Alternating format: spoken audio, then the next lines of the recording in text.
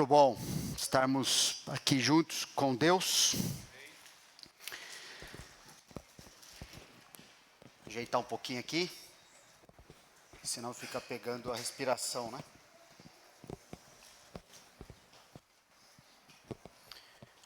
A gente vai ajeitando.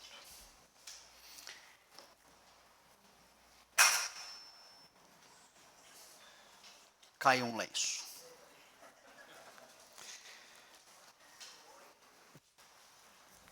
Estamos na série no Evangelho de Lucas, compromisso com Cristo, que significa segui-lo,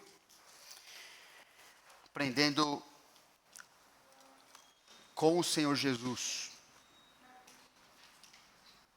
viver do jeito que Ele viveu, para a glória do Senhor Deus, que a gente continue fazendo diferença nesse mundo, como discípulos dele, sermos conhecidos dessa forma, não é?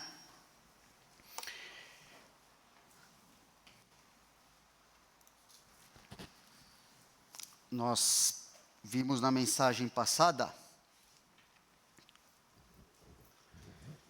versículos 17, estamos no capítulo 10, né, dos versículos 17 a 24, que seguir a Jesus significa que o Evangelho vai corrigir sua vida, para que como discípulo você aprenda a ter uma alegria semelhante à do Senhor Jesus. Nós vimos que a alegria do cristão, que define a sua vida, suas motivações, o que ele vai fazer ou não, tem que estar alicerçada no fato de que o seu nome está escrito no livro da vida. É a coisa mais importante para nós, não é? Continua vendo no Evangelho de Lucas, então, a partir do verso 25 do capítulo 10. Mensagem de hoje, uma passagem muito conhecida, só aparece no Evangelho de Lucas, a parábola do bom samaritano. Vamos ver então que seguir a Jesus significa que o Evangelho vai corrigir sua vida, para que como discípulo você aprenda a praticar o caráter cristão, para não se tornar um mero conhecedor de teologia. Então, Lucas 10, 25 a 37, vou ler aqui, e tem aí projetado também. Lucas 10, 25 a 37. Se quiser também acompanhar, deixar aberto sua Bíblia, fica à vontade, tá bom? E eis que certo homem, intérprete da lei, se levantou com o intuito de pôr Jesus à prova e disse-lhe: Mestre, que farei para herdar a vida eterna? Então Jesus lhe perguntou: que está escrito na lei? Como interpretas? A isto ele respondeu: Amarás o Senhor teu Deus de todo o teu coração, de toda a tua alma, de todas as tuas forças, de todo o teu entendimento, e amarás o teu próximo como a ti mesmo. Então Jesus lhe disse: respondeste corretamente, faze isto e viverás. Ele, porém, querendo justificar-se, perguntou a Jesus: quem é o meu próximo? Verso 30. Jesus prosseguiu dizendo: certo homem descia de Jerusalém para Jericó e veio a cair em mãos de salteadores, os quais, depois de tudo lhe roubarem e lhe causarem muitos ferimentos, retiraram-se, deixando-o semi-morto. Casualmente descia um sacerdote por aquele mesmo caminho e, vendo, passou de largo. Semelhantemente, um levita descia por aquele lugar e, vendo, também passou de largo. Certo samaritano, que seguia o seu caminho, passou-lhe perto, e vendo, compadeceu-se dele. E chegando-se, pensou-lhe os ferimentos, aplicando-lhes óleo e vinho, e colocando-o sobre o seu próprio animal, levou-o para uma hospedaria e tratou dele. No dia seguinte, tirou 2 denários e os entregou ao hospedeiro, dizendo: cuida deste homem, e se alguma coisa gastares a mais, eu te indenizarei quando voltar. qual desses três te parece ter sido próximo do homem que caiu nas mãos dos salteadores? Respondeu-lhe o intérprete da lei: o que usou de misericórdia para com ele. Então lhe disse: vai e procede tu de igual modo. Vamos orar mais uma vez? Obrigado, Senhor, pela vida do Senhor Jesus, pela sua sabedoria, pelo seu amor, por ser o nosso Salvador, nosso Senhor, por o Senhor olhar para nós e nos colocar como teus filhos, por meio do que Jesus fez por nós. Pedimos que o Senhor faça com que o nosso coração compreenda e queira viver da forma como o Senhor nos ordena, nos propõe, para que o nosso caráter seja explicado e reconhecido como o caráter do Senhor Jesus. Agradecemos por estarmos aqui com o Senhor. Obrigado, porque isso também é parte da Tua graça na nossa vida, Deus. Agradecemos em nome do Senhor Jesus. Amém. Percebe que essa passagem é justamente a sequência que Jesus tinha dito. Lembra, ele estava agradecendo a Deus, exultando no Espírito, porque Deus decidiu revelar a si mesmo aqueles que não eram considerados as pessoas mais importantes, ou dignas, ou justas, ou prováveis de andarem com Deus. Então, esse intérprete da lei se levanta, se levanta ali nesse contexto de Jesus está ensinando essas coisas.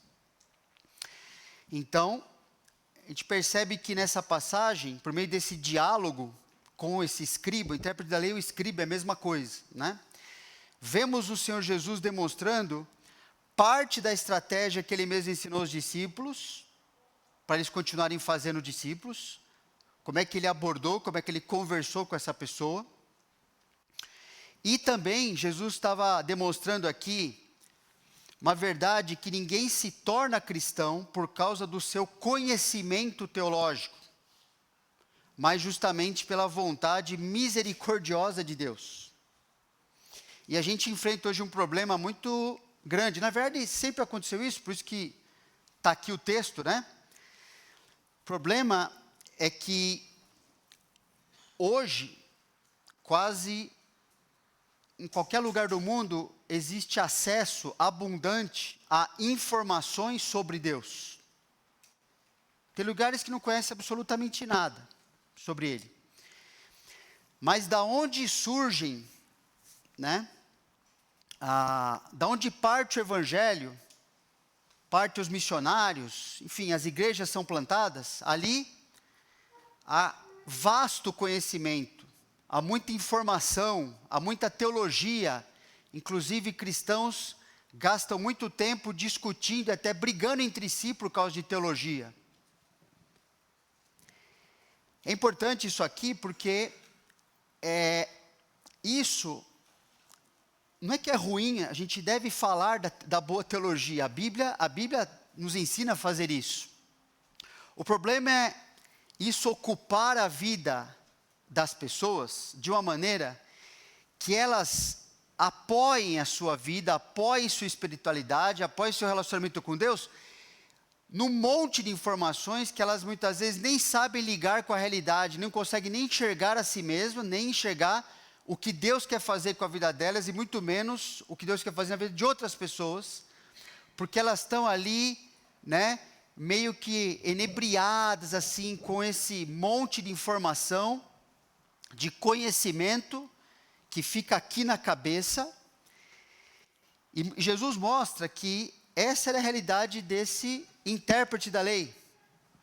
Tinha muita informação, mas isso não colocava ele onde Deus queria que ele estivesse.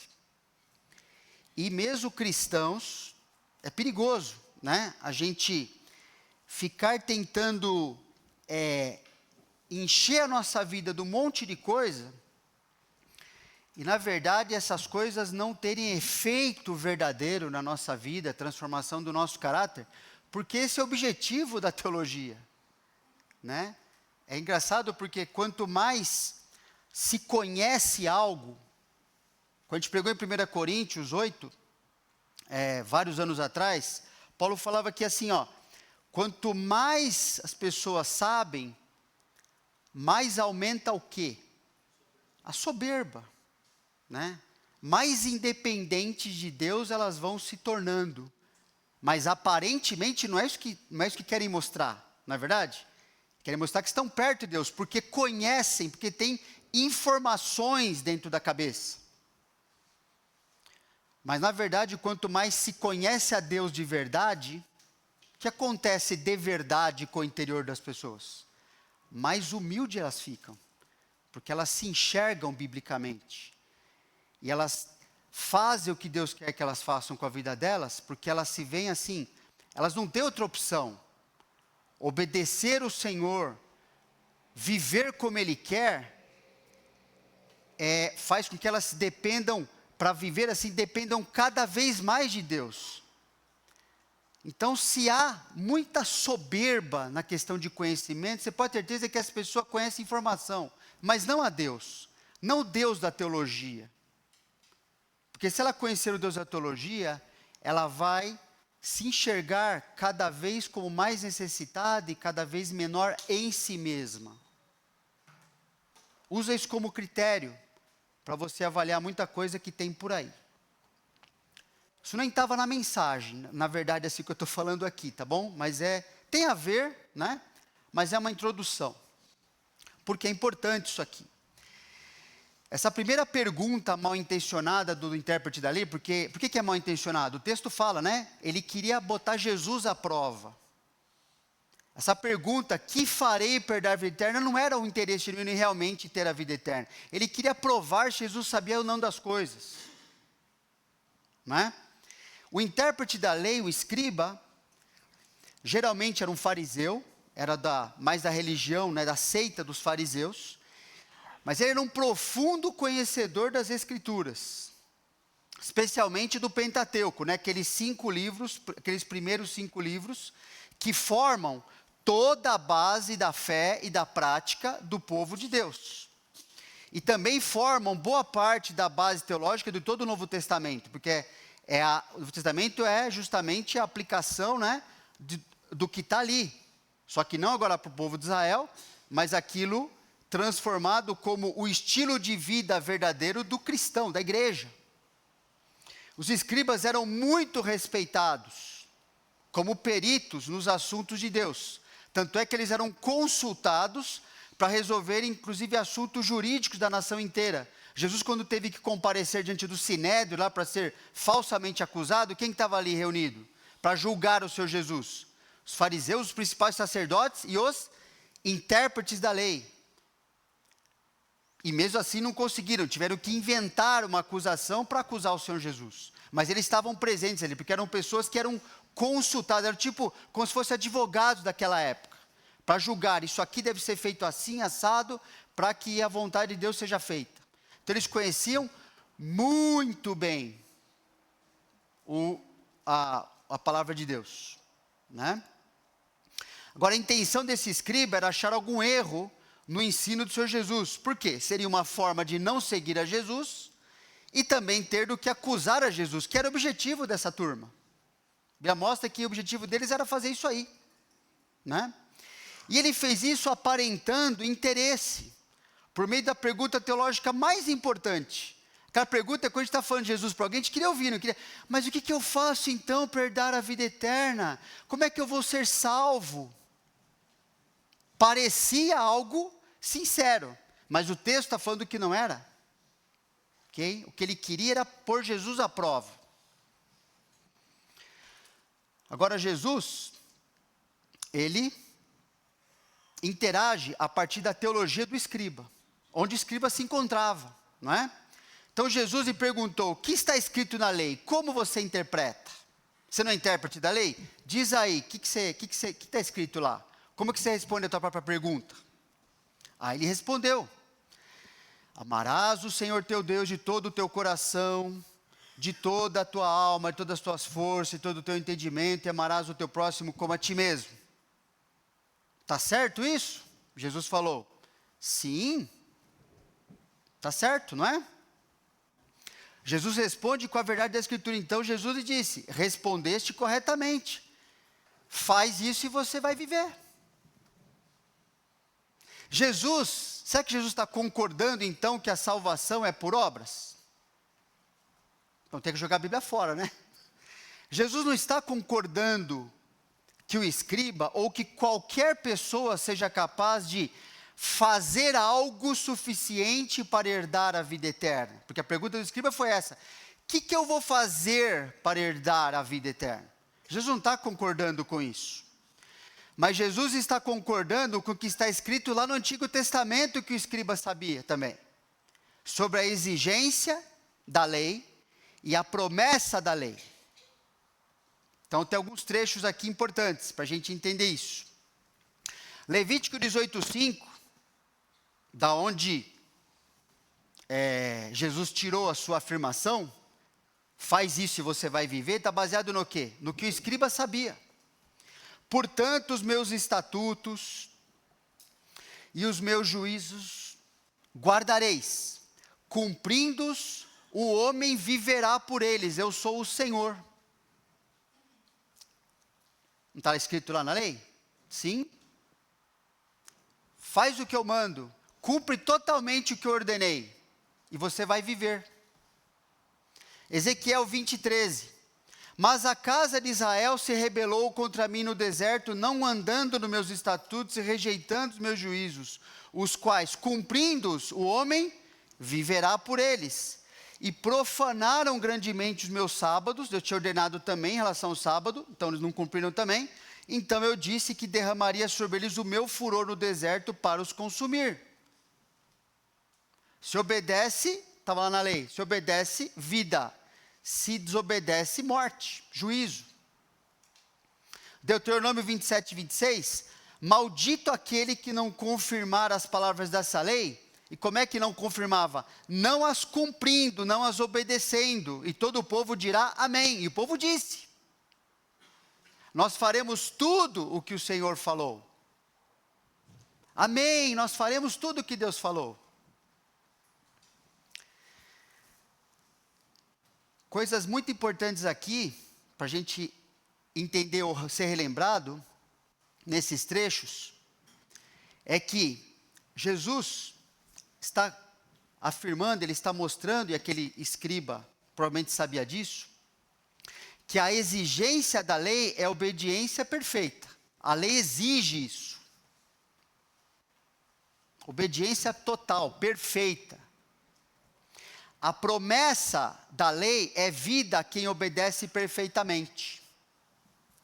E a maldição da lei é a morte a quem desobedece. Então Jesus falou: obedece que você vai viver. Qual é o problema então? O problema é que desde a desobediência de Adão, nenhum ser humano é capaz de cumprir essa exigência. Portanto, não vai herdar a promessa e não vai evitar a maldição. Nós somos o quê? Pecadores, não é? Vamos ver um pouquinho mais sobre isso aqui, que é importante. Inclusive, pode ser usado muito como uma forma de você falar de Jesus para as pessoas. Por que é que tem que ser Jesus? A maldição da lei, ou seja, a morte a quem desobedece, ela é resolvida por Jesus ter assumido o nosso lugar naquela cruz. Então, Gálatas, quando Paulo está ali tentando fazer os Gálatas retornarem ao Evangelho, porque eles achavam, tinham sido influenciados pelos judaizantes, que falavam assim, ó, não, você crê em Jesus, está tudo certo, mas você tem que obedecer todos os mandamentos para ser salvo, você tem que se tornar um judeu para ser salvo. E o judeu não fazia isso. Isso é uma baita de uma hipocrisia, que era a marca, inclusive, dos fariseus e intérpretes da lei, Jesus falou. Então, Gálatas 3, 10 a 13. Todos quantos, pois, são das obras da lei, né, que acham que fazer o que a lei manda vai levar à salvação, estão debaixo de maldição, porque está escrito: maldito todo aquele que não permanece em todas as coisas escritas no livro da lei para praticá-las. Isso aqui é uma interpretação, isso aqui foi tirado da Septuaginta, né, a tradução grega do Antigo Testamento, de Deuteronômio 27 e 26, que a gente acabou de ler lá, que Jesus estava se baseando. Você não cumpre a lei, você está amaldiçoado. Você é maldito diante de Deus. Se você não obedeceu tudo, você está frito. Você vai ser condenado. Você vai ser julgado e vai ser lançado nas trevas. E é evidente que pela lei ninguém é justificado diante de Deus, porque o justo viverá pela fé. Ora, a lei não procede da fé, mas aquele que observar os seus preceitos, mesma coisa, por eles viverá. Quem que observou? Ser humano ninguém, nenhum. Somente Jesus. Então, versículo 13. Cristo nos resgatou da maldição da lei. Nos comprou daquilo que nós nos metemos. Nós não obedecemos a Deus, então nós somos malditos. Somos condenáveis e condenados diante de Deus. Como é que ele fez isso? Como é que ele nos resgatou, nos comprou? Fazendo-se ele próprio maldição em nosso lugar. Porque está escrito: maldito todo aquele que for pendurado no madeiro. E ele foi por causa de que pecados? Dos nossos. Então, a maldição da lei, ela é resolvida somente porque Jesus assumiu o nosso lugar naquela cruz. Senão a gente permanece debaixo da maldição. O propósito da lei é revelar os nossos pecados e nos conduzir ao Salvador. O trecho continua, né? Gálatas 3, 21 a 25. É porventura a lei contrária às promessas de Deus? De modo nenhum. Porque se fosse promulgada uma lei que pudesse dar vida, a justiça, na verdade, seria procedente de lei. Mas a Escritura encerrou tudo sobre o pecado. A palavra encerrou é interessante porque ela significa assim, fechou todo mundo de todos os lados. Não tem como escapar. Ninguém escapa disso. Tudo sobre o pecado, para que mediante a fé em Jesus Cristo, fosse a promessa concedida, não aos que cumprem a lei, porque ninguém cumpre, mas aos que creem. Mas antes que viesse a fé, estávamos sob a tutela da lei e nela encerrados, encarcerados, aprisionados. Não tinha como nos livrar disso. A lei manda eu cumprir, mas eu não cumpro, eu estou condenado, eu não consigo me livrar dessa situação.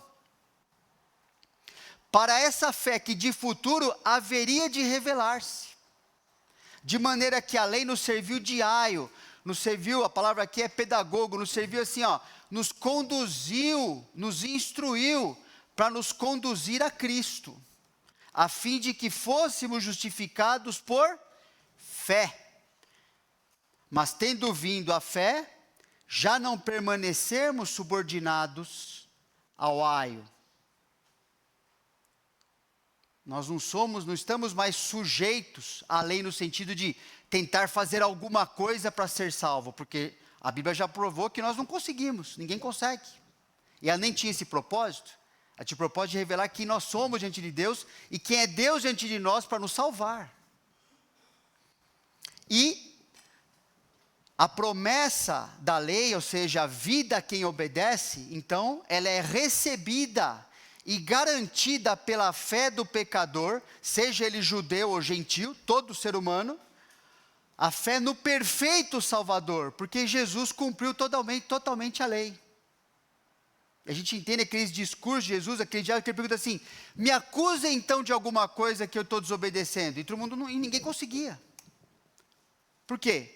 Não é simplesmente bater boca, você vai falar assim, eu estou provando para vocês que eu cumpro a lei toda, que vocês não conseguiram, tudo que Adão não fez, eu fiz e faço. Então, Gálatas 3, 26 e 29, continua. Pois todos vós sois filhos de Deus, mediante a fé em Cristo. em Cristo Jesus. Porque todos quantos fostes batizados em Cristo, de Cristo vos revestistes. Dessarte não pode haver judeu, nem grego, nem escravo, nem liberto, nem homem, nem mulher, porque todos vós sois um em Cristo Jesus. E se sois de Cristo, também sois descendente de Abraão e herdeiros segundo a promessa. Aí fecha o evangelho inteiro aqui. Porque a Bíblia fala no começo de Gálatas 3 que Abraão não foi justificado por Deus, diante de Deus, por seguir coisa nenhuma. Ele colocou a fé no Senhor e por isso ele recebeu a justificação. E ele era o judeu dos judeus, não é? Ali que nasceu a nação. Entende? Ser revestido de Cristo significa assim, ó, não só que Jesus morreu no seu lugar, batismo, lembra, você foi identificado na sua morte ali naquela cruz, e foi identificado também na sua ressurreição. Então, a justiça do único justo que cumpriu a lei, você foi revestido dessa justiça. Deus vestiu você de Jesus. Por isso que ele aceita você. E o que a gente fez nessa história? Só pecado. Por isso que a gente é maldito. Então Jesus assumiu nossa maldição e nos deu de graça a sua justiça. Uma vida perfeita, por meio da qual Deus nos enxerga agora. E por isso que nós não somos fulminados diante de Deus. Por isso que não faz sentido um cristão ir atrás de qualquer coisa e falar assim, eu quero que as pessoas e que Deus me aceite do jeito que eu sou. Ai, se ele aceitar do jeito que você é, o que acontece com você e comigo? Te mata. Para sempre, inclusive. Nós somos aceitos no amado, em Jesus. Nós somos aceitos porque nós somos revestidos do Senhor Jesus. Ele é a nossa justiça diante de Deus. Nós somos declarados justos diante do Pai.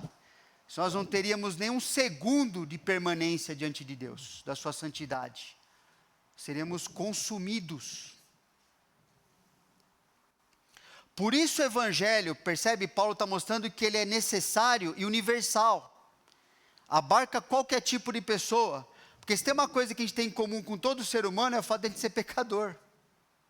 O Evangelho nos livra da maldição da lei, porque nossa desobediência e os pecados é paga por Jesus, e a obediência perfeita de Jesus à lei é creditada a nós que cremos nele, nos justificando perante Deus, e por isso nos garantindo a promessa da vida eterna. O fato de sermos pecadores é justamente comprovado por não fazermos o que o escriba falou que devia ser feito, não é? Nós não amamos a Deus de forma perfeita e nem amamos o próximo como amamos a nós mesmos. Ninguém faz isso. E esse escriba achou que ele estava bem nisso aí, porque ele sabia dessas coisas. Jesus falou, faz isso aí então. Vive desse jeito, você vai viver.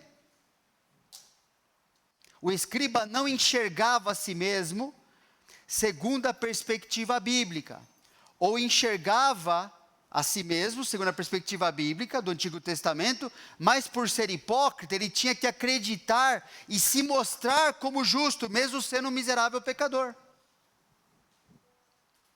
Por isso que ele vai para a segunda pergunta mal intencionada dele.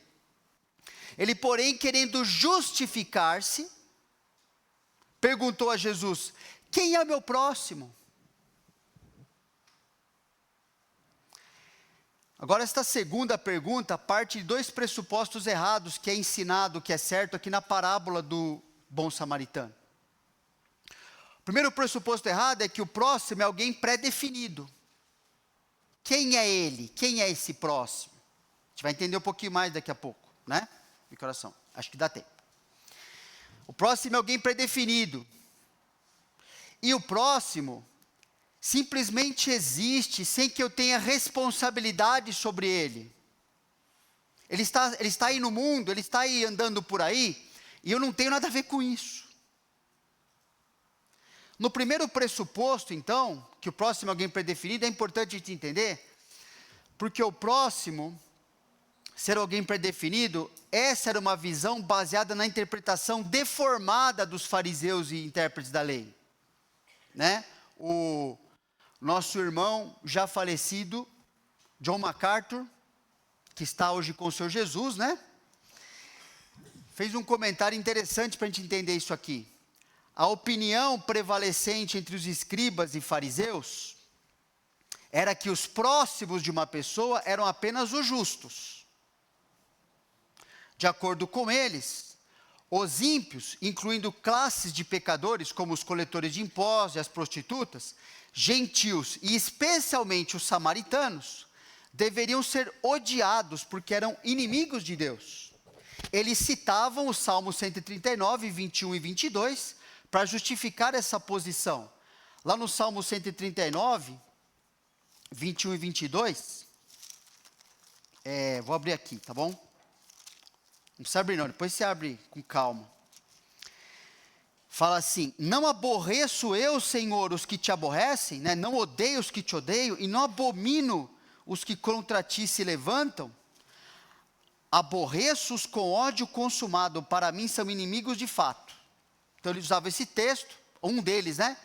Para falar, tá vendo? A gente deve realmente odiar todos os pecadores. Todo mundo que não é justo, justo é quem? Nós. Os fariseus e os intérpretes da lei. Nós somos, mas aquelas outras pessoas, não. Então a gente tem base bíblica para odiar essas pessoas. Então, os fariseus haviam elevado a hostilidade para com os ímpios ao status de virtude, de fato anulando o segundo grande mandamento. Por isso que eles não se envolviam como deviam se envolver com as pessoas. Porque fala assim, ó, quem é o próximo? O próximo aqui, ó, esse grupinho aqui, somos nós, entendeu? O próximo é as pessoas que eu vivo junto, que me apoiam, que eu apoio a ela, assim, ó, é esse guetozinho aqui. A marca dos escribas e fariseus é se relacionarem entre si, por se considerarem puros. Jesus os acusou disso, eles se viam puros aos seus próprios olhos. E quando se aproximavam das pessoas, mesmo que por meio de assuntos piedosos, se aproximavam para usar as pessoas em seus próprios interesses. Já falamos bastante sobre isso quando foi pregada sobre hipocrisia, aqui uma série que a gente já falou uns anos atrás. Mas lê lá qualquer hora em Mateus 23, Jesus está falando em outros trechos também. Essa visão egocêntrica que eles tinham serve e continua servindo, infelizmente, para criar, manter e justificar o preconceito, a panelinha, ou seja, a acepção de pessoas, ou seja, o pecador, baseado em sua visão egoísta, escolhe aqueles que ele quer fazer bem, aqueles que ele quer perto de si, aqueles que podem retribuir o seu bem na sua própria vida, e fica vivendo desse jeito, porque ele quer alguma coisa para si. Não está interessado no próximo, é interessado nele mesmo. E essa era a marca desse povo aqui, desse escriba e fariseu, intérprete da lei. E irmãos, é a marca do coração de qualquer pecador. É com Jesus que a gente aprende a não ser assim. Se você está aceitado a ser assim, ainda bem que eu não sou assim. Então, você está nessa categoria de escriba e fariseu. Porque isso é marca do coração do pecador.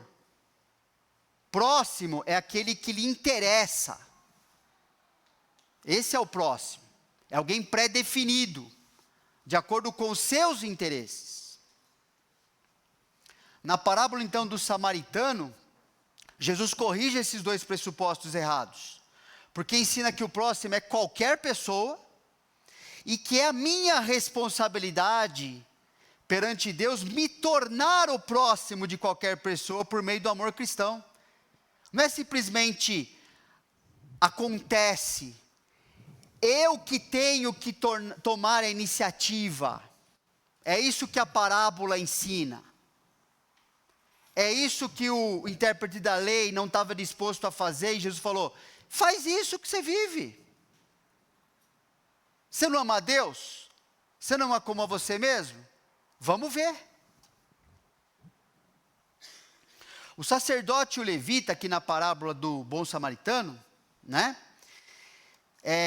representa os religiosos que deviam se importar com a necessidade dos outros, não era? Pessoas colocadas nessa posição, inclusive. Né? O texto fala lá, né? Então, no versículo, Jesus está contando a parábola, ok? Do homem lá que ia de Jerusalém para Jericó, uma descida num caminho que era famoso por perigos, por ladrões, era comum ali, e esse homem, provavelmente um judeu ali, né? Estava descendo, foi roubado, foi espancado, deixado como semi-morto. Aí, o texto fala, versículo 31, casualmente descia um sacerdote por aquele mesmo caminho e vendo, passou de largo. O escriba fez a mesma coisa. O escriba não, o levita fez a mesma coisa. Longe de mim esse negócio aqui. Provavelmente, né? Porque lembra que no Antigo Testamento tinha aquela lei que o texto fala que o homem estava semi-morto, não dava para saber, só se você fizesse o que o samaritano fez, deixa eu lá ver, deixa eu me aproximar dessa pessoa, deixa eu ver sua situação. Mas o sacerdote e o levita estavam tão preocupados, lembra com aquele princípio assim, se você encostasse em um morto, você se tornaria cerimonialmente impuro diante de Deus. Mas eles não estavam no templo, pessoal, eles estavam na vida normal. Eles estavam ali, andando num caminho, indo para um lugar para o outro. Eles deviam ter se envolvido, mas eles não quiseram, passaram de lá, não quiseram nem saber. Eu não tenho nada a ver com a situação de ninguém, isso não me interessa, eu não tenho o que fazer, nem quero saber de nada. E isso com certeza não é amor ao próximo. Até o escriba sabia disso. Por isso que ele respondeu o que ele respondeu depois.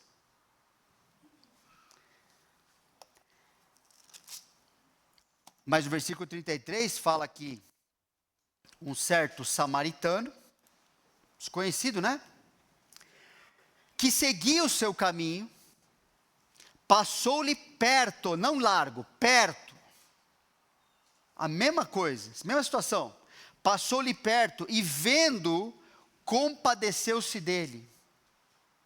Como é que pode? Ele é samaritano, ele não é justo, não é? Ele não é puro.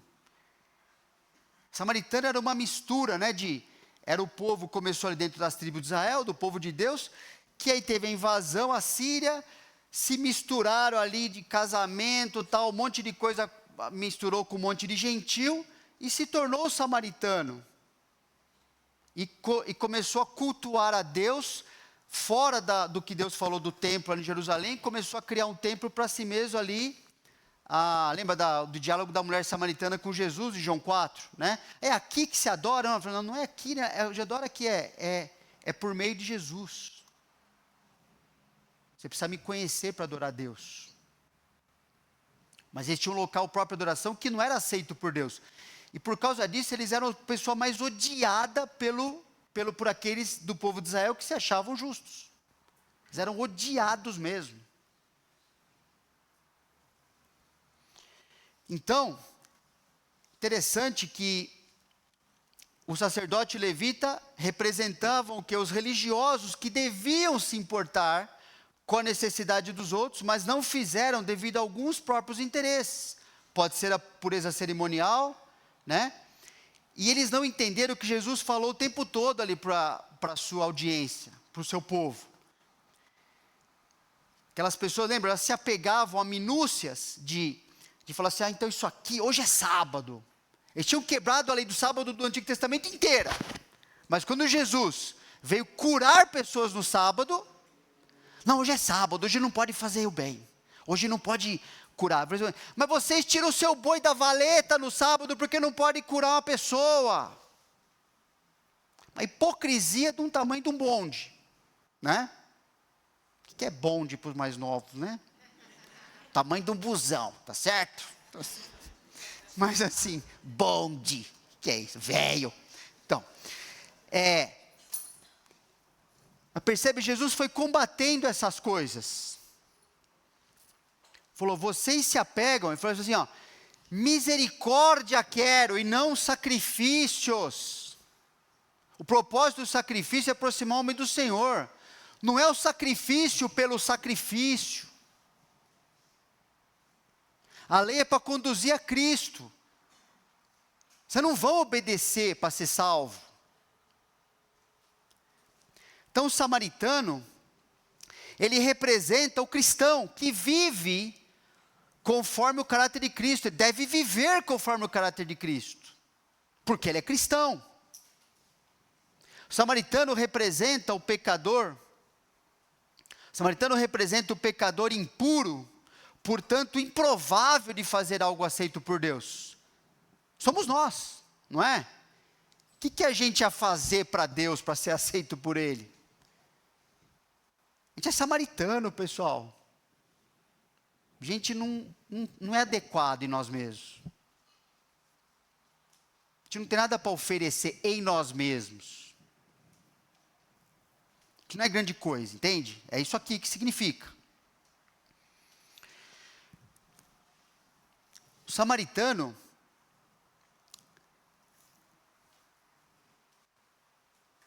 demonstrou a compaixão que supostamente devia existir naqueles que se achavam justos, que eram o sacerdote e o levita, e o próprio escriba que estava conversando com Jesus.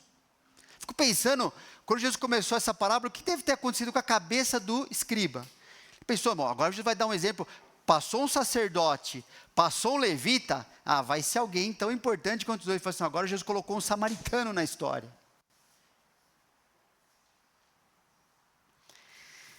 O samaritano demonstrou justamente a compaixão que deveria existir naqueles que se acham justos.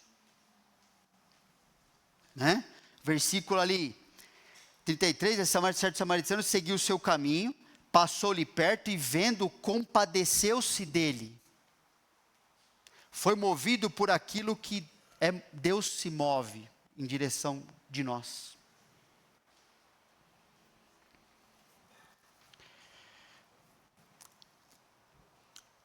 O samaritano tomou a iniciativa de se tornar próximo daquele mero desconhecido. Versículo 34, chegando-se, pensou-lhe ou tratou-lhe os ferimentos, aplicando-lhes óleo e vinho e colocando sobre o seu próprio animal, levou para uma hospedaria e tratou dele.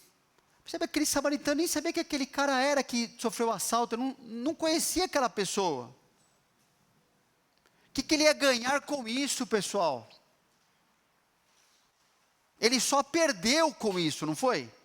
Ele usou o seu óleo, o seu vinho, que eram usados realmente também para algo antisséptico e anti-inflamatório. Colocou em cima do seu próprio animal e falou assim, agora ele se envolveu. Né? Ele viu o atropelamento lá e falou assim, agora eu preciso parar e fazer alguma coisa aqui.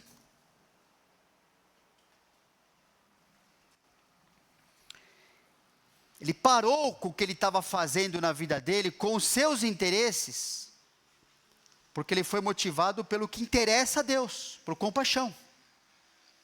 Então, falou, agora essa situação é minha, né? Agora, percebe, ele tomou a iniciativa de se tornar o próximo. Quem é meu próximo, Jesus? O escriba perguntou. Falou, eu vou te ensinar. Você não sabe? Eu vou te ensinar. Você vai fazer com que qualquer pessoa se torne o seu próximo. Não espere você ser o próximo de alguém.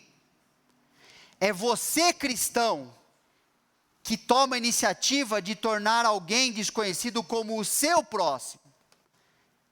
É ali que o escriba não queria. Porque ele já tinha escolhido quem eram os seus próximos.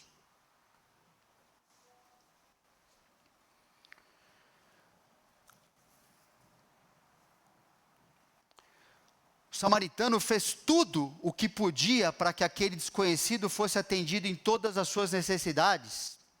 Ele não só tratou ali no momento que ele podia, levou para uma hospedaria, tratou dele ali, tinha que seguir o seu caminho, mas falou assim, ó, isso não está resolvido. No dia seguinte, versículo 35 do texto, né? Tirou 2 denários e entregou ao hospedeiro, dizendo, cuida desse homem, e se alguma coisa gastares a mais, eu te indenizarei quando voltar. Percebe?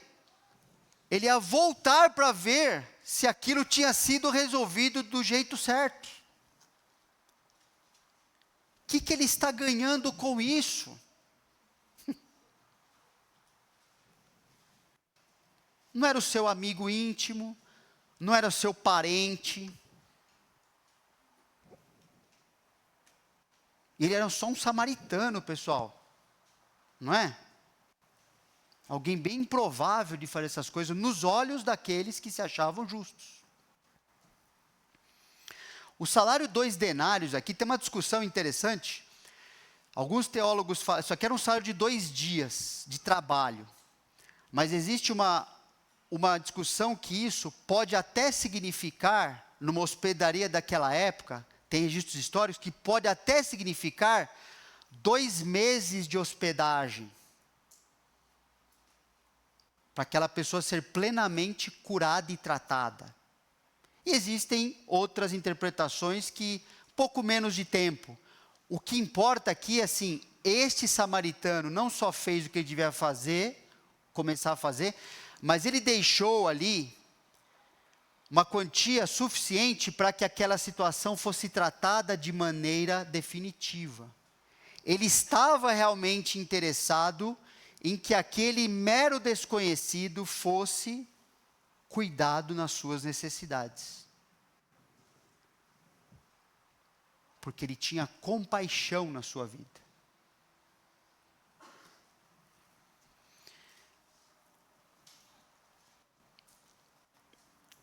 O samaritano amou como gostaria de ser amado. Nós gostaríamos de que um samaritano desse cuidasse da gente? Com certeza. A gente precisa identificar, entender, isso nos ajuda a entender amor bíblico, de discurso de amor bíblico.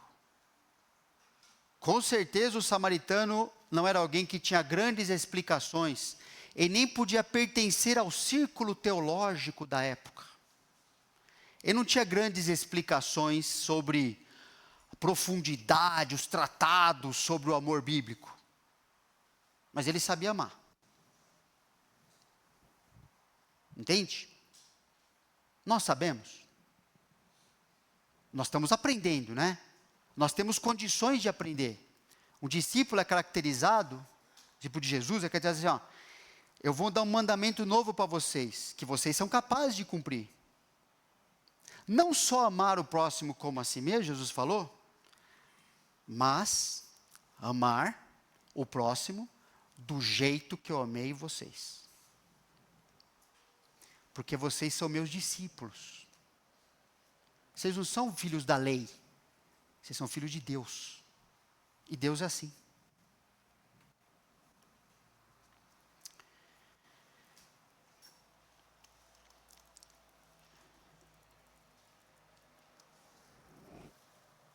Irmão, se essas coisas não mexerem com a gente, olha, vai para o seu quarto, com Deus, conversa sobre a sua salvação.